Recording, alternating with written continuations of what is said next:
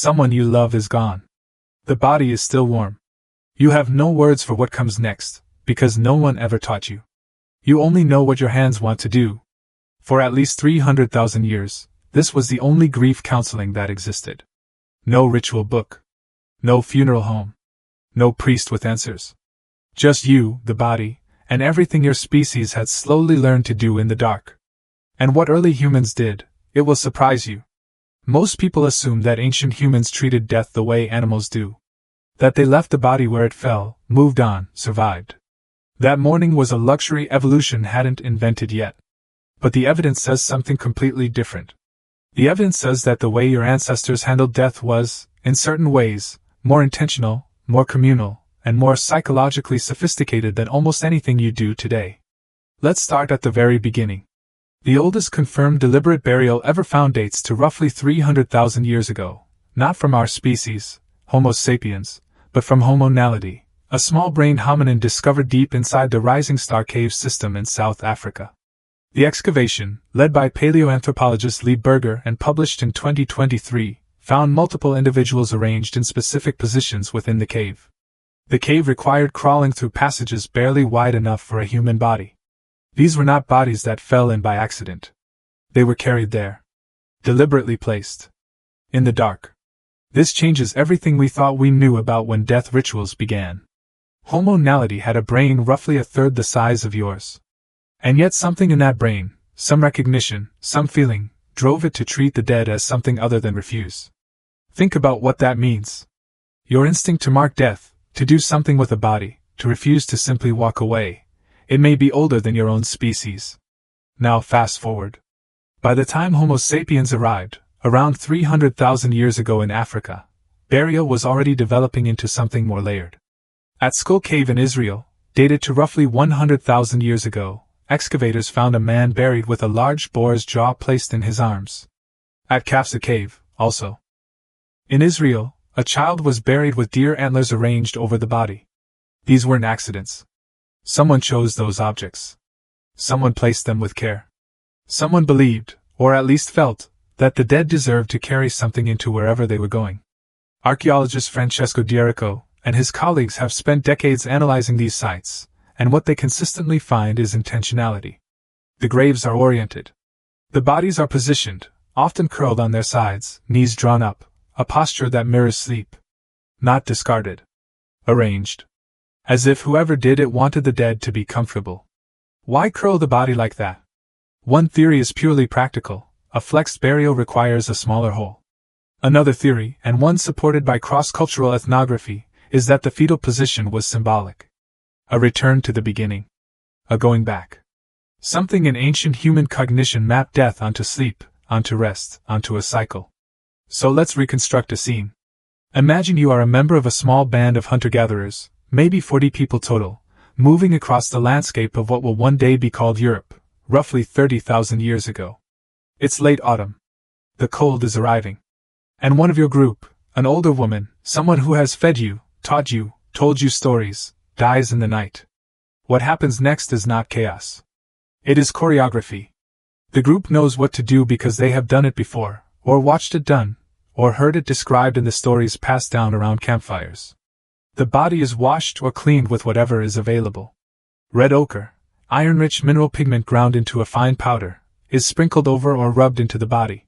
At sites like Sungir in Russia, dated to 34,000 years ago, excavated by archaeologist Otto Bader, the skeletons were stained so deeply red with ochre that the pigment had soaked into the bones themselves. Thousands of ivory beads, painstakingly carved from mammoth tusks, had been sewn into the burial clothing. Researchers estimated it would take a single person roughly 10,000 hours to carve that many beads. The entire community contributed. The dead were dressed better than the living. Why ochre? Red is the color of blood, of life, of fire. Some researchers, including Lynn Wadley of the University of the Witwatersrand, believe ochre had symbolic power long before burial, used in art, in body decoration, in ritual. Covering the dead in red may have been a way of giving them life back, symbolically. Of insisting on their continued significance. The funeral in this imagined scene takes hours. Possibly longer. People talk. They tell stories about the woman who died. They name the things she knew, They grieve loudly, because in small bands grief was never private. Your ancestors didn't go home to cry alone. They cried together, publicly, because the loss was shared. The body belonged to the group. This is something evolutionary anthropologist Sarah H. Ardui has written about in depth: the social nature of grief in small-scale societies. When someone dies in a group of 40, you haven't just lost a person. You've lost a node in your survival network. A memory. A skill set. A relationship with every other person in the group. The grief is communal because the loss is communal. And then, and this is the part that gets rarely discussed, the dead didn't entirely leave. At many prehistoric sites, evidence suggests that the living returned to graves. Sometimes bones were moved, rearranged, or removed entirely. At Cueva de los Aviones in Spain, archaeologists found shell ornaments in caves dated to over 115,000 years ago, suggesting pre-Neanderthal humans were already thinking about symbolic objects and possibly the persistence of identity beyond death. Neanderthals at La Ferrassie in France were buried in what appeared to be a deliberate cemetery. Multiple individuals, including children, arranged in the same location across time. As if the place itself had become sacred. A place you return to. This is the part that maps most clearly onto your own life. The grave you visit. The photo you keep. The birthday you still mark even though the person is gone. The impulse to maintain a relationship with someone who no longer exists in a body, that impulse is ancient. It predates religion in any organized form. It predates writing. It predates agriculture. It is one of the oldest things about you. Here is the counterintuitive truth buried in all of this. We tend to assume that modern humans handle death better than ancient ones did, that therapy, religion, hospice care, and funeral traditions are improvements on raw prehistoric grief. But consider what your ancient ancestors had that you probably don't. They died surrounded by everyone they had ever known, in a community that had watched them live, that shared their memories, that would tell stories about them for years. Their body was tended by familiar hands. They were buried in the land they had walked. The mourning was collective, immediate, and physical. People touched the body, cleaned it, placed things with it. The grief had a shape. Today, death is increasingly managed by strangers, happening in hospitals, processed through paperwork, and compressed into a few days of ritual before everyone is expected to go back to their inbox.